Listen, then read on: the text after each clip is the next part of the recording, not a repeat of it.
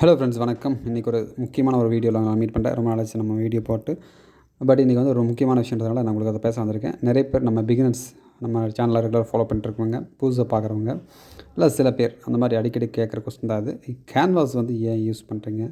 Canvas use பண்ணி தான் design பண்ணணுமா? கேன்வாஸ் யூஸ் பண்ணாமலும் டிசைன் பண்ணலாம் அப்படின்னு சொல்லிட்டு நிறைய பேர் கேள்வி கேட்டுகிட்டே இருப்பாங்க. கேன்வாஸ் யூஸ் பண்ணுறதுக்கு முக்கியமான காரணமே பார்த்திங்கன்னா, வந்து ஒரு டிசைன் நீங்கள் எடுத்திங்கன்னா அது வந்து உங்களுக்கு ஈஸியாக ஸ்டிச் பண்ணி முடிக்கணும்னா கேன்வாஸ் யூஸ் பண்ணலாம்.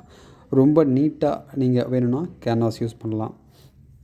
நல்லா ப்ராப்பராக ஒரு டெய்லர் என்ன பண்ணுவாங்கன்னா கேன்வாஸ் யூஸ் பண்ணி மட்டும்தான் ஸ்டிச் பண்ணுவாங்க. கேன்வாஸ் யூஸ் பண்ணாமல் நீங்கள் ஸ்டிச் பண்ணும்போது கண்டிப்பாக அது வந்து நமக்கு டைமிங் இழுத்து விடும். நல்லா டைமிங் வந்து நமக்கு அதிகப்படுத்தும். ஏன்னா நம்ம கேன்வாஸ் யூஸ் பண்ணிட்டோம்னா ஒரு மெஷர்மெண்ட் கரெக்டாக வந்துடும். நீங்கள் நல்ல ஒரு டெய்லராக இருந்தால் உங்களுக்கு நிச்சயமாக புரியும். இல்லை நீங்கள் ஓரளவுக்கு பேசிக்லேருந்து கற்றுட்டு வரீங்கன்னா உங்களுக்கு நல்லா தெரியும் கேன்வாஸ் ஏன் யூஸ் பண்ணுறேன்னு சொல்லிட்டு. கேன்வாஸ் யூஸ் பண்ணும்போது நமக்கு வந்து எப்போவுமே அந்த மெஷர்மெண்ட் மாறாது. First point.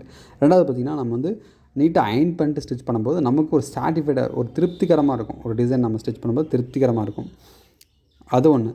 ரெண்டாவது பார்த்திங்கன்னா, நமக்கு வந்து ஒரு ஷேப் நமக்கு கிடச்சிரும். நம்ம கேன்வாஸ் வெட்டும்போதே நம்ம வெட்டும்போதே நமக்கு வந்து ஒரு ஷேப் அழகாக கிடச்சிரும். ஸோ நமக்கு இப்போ கிட்டத்தட்ட ஒரு பாதி நம்ம வேலை முடிஞ்ச மாதிரி நமக்கு ஒரு திருப்தி ஆகிடும். நீங்கள் கேன்வாஸ் யூஸ் பண்ணாமல் ஸ்டிச் பண்ணும்போது ஒரு சில டைமில் தப்பு வந்தால் பெரிய அளவுக்கு மிஸ்டேக் வரும்.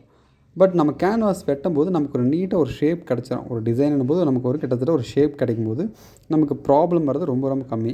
அது நிறைய பேர் என்ன நினைக்கிறாங்கன்னா, அந்த மாதிரி நம்ம கேன்வாஸ் யூஸ் பண்ணாமல் ஸ்டிச் பண்ணுறது நமக்கு ரொம்ப ஈஸி, ரொம்ப பிகினர்ஸால் நீங்கள் கற்றுக்கலான்ற மாதிரி ஒரு தப்பான ஒரு கான்செப்டில் போயிட்டுருக்காங்க. அது வந்து இப்போ பிகினர்ஸாக இருக்கிறவங்க அதே மைண்ட் செட்டில் வந்துடக்கூடாது. ஸோ அந்த மைண்ட் செட்டில் வந்துடக்கூடாதுன்றதுக்காக தான் நான் உங்களுக்கு இதை நான் சொல்லிகிட்ருக்கேன். ஏன்னா நீங்கள் ஆரம்பத்துலேருந்து ஒரு தொழில் நீங்கள் கற்றுக்கிறீங்கன்னா அது வந்து ரொம்ப ரொம்ப ப்ராப்பராக நீட்டாக கற்றுக்குங்க. சும்மா அரைகுறை கற்றுக்கிட்டு கடைசியில் நீங்கள் போய்ட்டு ரொம்ப கஷ்டப்படுறது நீங்கள் தான். எனக்கு ஒரு பிரச்சனை இல்லை, நான் ஈஸியாக உங்களுக்கு நான் சொல்லிக் கொடுத்துட்டு போயிடுவேன். பட் நான் என்ன ஃபீல் பண்ணுறேன்னா, முடிஞ்ச வரைக்கும் ஈஸியாக நம்ம ஒரு ஈஸியாக சொல்லித்தரோம், அது வேறு விஷயம். பட் ஒரு சில விஷயங்கள்லாம் ரூல்ஸை நீங்கள் ஃபாலோ பண்ணி ஆகணும். அந்த ரூல்ஸை நீங்கள் ஃபாலோ பண்ணலாம், கண்டிப்பாக சிரமப்படுறது கஷ்டப்படுறது நீங்கள் தான்றதை மறந்துட வேண்டாம். அதனால் இந்த கேன்வாஸ் விஷயத்தை மட்டும், இந்த டாபிக் அதுக்கு தான் நான் எடுத்தேன், அதுக்காக நாங்கள் சொல்லிட்டு இருக்கேன் உங்களுக்கு.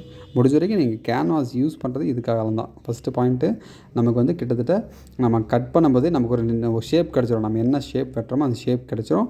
நம்ம அதுலேருந்து எக்ஸ்ட்ரா நம்ம டிசைன் பண்ணுறது அது வேறு. பட் நெக்கினோட ஷேப் நமக்கு கிடச்சிரும். அது ஒன்று.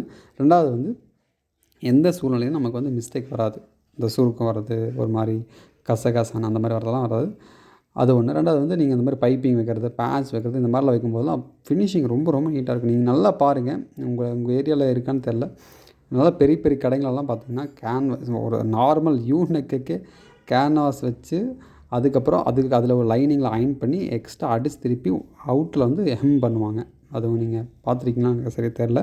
பட் இந்த மாதிரி ப்ராப்பராக ஒரு சில கடைங்கள்லாம் ஃபாலோ பண்ணிருக்காங்க. நானும் அதை தான் ஃபாலோ பண்ணுறேன். ஏன்னா நான் எல்லாத்துலேயுமே கேன்வாஸ் யூஸ் பண்ணி ஸ்டிச் பண்ணுவேன். என்னோடய கஸ்டமரும் அதுதான் லைக் பண்ணுறாங்க. ஏன்னா நான் வாங்குகிற ப்ரைஸ் அந்த மாதிரி. ஸோ அதுக்கு ஏற்ற வேலையை செஞ்சு கொடுக்கணுன்றது தான் என்னோடய விருப்பம். சரிங்களா? இது ஒரு விஷயம். ரெண்டாவது வந்து கேன்வாஸ் வெட்டும்போது நீங்கள் 2 விஷயத்தை நோட் பண்ணிக்கலாம். ஒன்று நெக் மெஷர்மெண்ட், மேலே என்ன மெஷர்மெண்ட் அதை நீங்கள் நோட் பண்ணிக்கணும்.